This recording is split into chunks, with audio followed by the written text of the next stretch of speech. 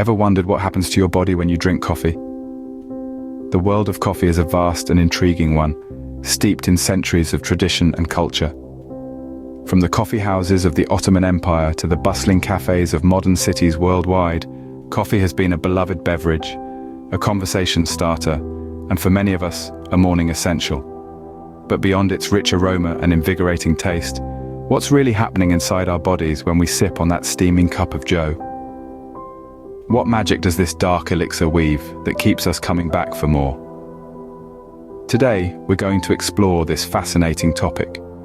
We'll delve into the journey of caffeine through our bodies, the effects it has on us, and even delve into the science of its half-life and withdrawal effects.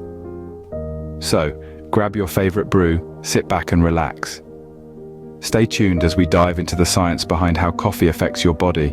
When you take a sip of coffee, you're consuming caffeine. But what does caffeine actually do to your body?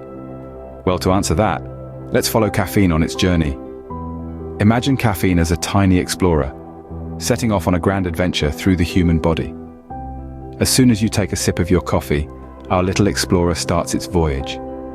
It quickly moves down your throat, through your esophagus, and lands in your stomach. Here it's absorbed through the stomach lining and enters the bloodstream. This is where the real journey begins. As caffeine travels through your bloodstream, it's like a tourist exploring a bustling city, taking in all the sights. But caffeine isn't just sightseeing, it's on a mission. Its primary destination? Your brain. Once caffeine reaches the brain, it has a rather cunning trick up its sleeve. You see, there's a neurotransmitter called adenosine that normally slows down nerve activity in the brain, making you feel tired. But caffeine looks a lot like adenosine to nerve cells, so it can sneakily bind to the adenosine receptors, blocking them off. This means that adenosine can't do its job anymore, leading to increased nerve activity in the brain. The result? You feel more alert and awake. It's like caffeine just threw a big party in your brain and everyone's invited. But that's not all. This increased nerve activity also stimulates your central nervous system, making your heart beat faster and your breathing quicken. It's like caffeine just turned up the volume on your body's activity level. But caffeine's journey doesn't stop there. It's metabolized by the liver and then excreted through urine. This entire journey, from the time you take a sip of coffee to when caffeine is entirely removed from your body, can take anywhere from 3 to 5 hours. So, caffeine stimulates your nervous system, but that's not the only thing it does. Stay tuned to find out more about the other effects of caffeine in the next scene. Aside from keeping you awake, did you know that coffee also has other effects on your body? Let's dive into the fascinating world of coffee and its effects on the human body. First stop, metabolism. The caffeine in coffee is a natural stimulant, and it doesn't just jolt you awake. It also revs up your metabolism, helping your body burn calories at a faster rate. This is why some people find that a cup of coffee before a workout can boost their performance.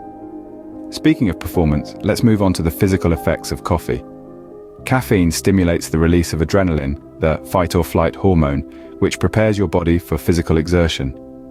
This is why a pre-workout cup of coffee can provide that extra kick of energy. Now, let's talk about your mood. Ever notice that uplifting feeling after your morning coffee? That's caffeine at work again. It blocks an inhibitory neurotransmitter in your brain called adenosine, leading to an increase in other neurotransmitters like norepinephrine and dopamine. This stimulates neuronal firing in your brain and improves mood, reaction time, memory, and general cognitive function. But as with any good thing, moderation is key. While coffee has potential health benefits such as lowering the risk of certain types of cancer and protecting against Parkinson's disease, excessive consumption can lead to side effects. These can include restlessness, insomnia, and a rapid heartbeat. Long-term overconsumption can even lead to dependency. Additionally, it's not just about how much coffee you drink, but also when you drink it. Consuming coffee late in the day can interfere with your sleep, as caffeine stays elevated in your blood for 6 to 8 hours. Lastly, it's essential to note that coffee doesn't affect everyone in the same way. Factors such as age, genetics, and tolerance can significantly influence how your body reacts to caffeine. While coffee can have these effects, it's important to remember that everyone's body responds differently. So, enjoy your cup of joe, but remember to listen to your body and consume in moderation. Never feel a crash after the caffeine wears off? There's a reason for that. It all comes down to the half-life of caffeine. That's the time it takes for your body to eliminate half the caffeine you've consumed. It varies from person to person, but on average it's about 5 to 6 hours. So, if you're drinking that cup of joe late in the afternoon, you could still be feeling its effects well into the evening. But what happens when the caffeine finally wears off? Well, that's when you might start to feel the withdrawal effects. These can include fatigue, as your body has been relying on that caffeine boost for energy. You might also experience headaches, a common symptom of caffeine withdrawal. And let's not forget irritability, as your body adjusts to functioning without that caffeine hit. It's not all doom and gloom though. These effects are temporary and can be managed. Remember, moderation is key when it comes to coffee consumption. So, what have we learned about the effects of coffee on the body?